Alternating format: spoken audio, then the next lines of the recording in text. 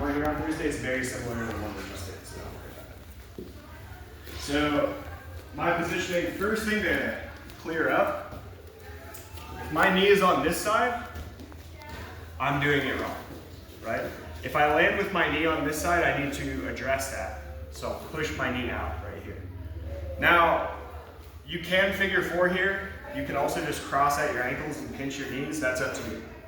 Both are good. One is not discernibly better than the other. So as I showed, we're going over the top leg and under the bottom leg. So out of our 3 submissions, the leg weave, the heel hook, and the ankle lock, the leg weave is the easiest one to use. So it's the first I try because I don't have to change anything positionally to do it. So I roll to my hip. So we're both kind of on our sides. My position is the same. My top foot, I step on his hip, right? And now with this underhook I have on this bottom leg, I'm gonna think about going, kind of punching this up, right? And I extend my hips. Now, depending on the minutia of your positioning, this will either come on as a calf slicer or as a knee bar, right? Some of that depends on his leg dexterity too. If he's got really stiff legs, it's going to knee bar the bottom leg. If he's got somewhat flexible legs, it's going to calf slice the top leg. You don't have to worry about that. You're just submitting, right?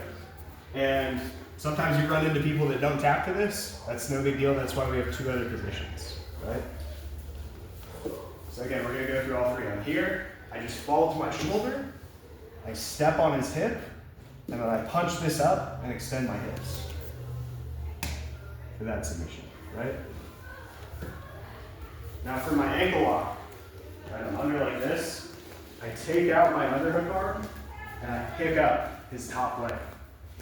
My free arm, I'm gonna come through and I want it shallow, like we do with all ankle locks. Like my arm is punching through deep, but what I mean by shallow is I don't want this to be on his calf. Right? I want to pull it back until it catches his heel. Right? That's going to have the most braking pressure.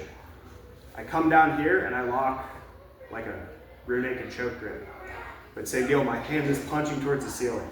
My elbow crunches in to my ribs as tight as I can. That puts some tension on it. Now from here, I'm opening up my chest and extending. And we get a really strong ankle lock. So again, I'm here. Pick that up, I weave this through, I shallow it out, right? I want to catch on the heel. My armpit should be covering his toes. If I go too far, I'll lose it, right? And I gotta come back and get it. No big deal, right? Hand on bicep, fist up, right? Everyone following me? Then I'm gonna open up my chest, I tighten my back, open up my chest, and extend my hips, right? And we get a really good break. Now for the heel hook, the downside with the heel hook, the upside is it's our strongest submission from here. It's going to cause the most damage. The downside is I have to let go of the top leg, right? So we have a couple options here. I can let go of this, come down, my elbow tightens to my ribs, and my wrist catches up on the heel. I go palm to palm, and I look over my shoulder, right? And I get the finish. I can also come around with this arm, kind of like we did with the ankle lock, and lock my figure 4 the same way. This is a tighter grip. Look over the shoulder. It takes longer to get here, but it's a better finish. Also, instead of palm to palm, we can opt for wrist to wrist. Right? So instead of here, I'm going here. And then same deal, looking over the shoulder. And I get a good finish.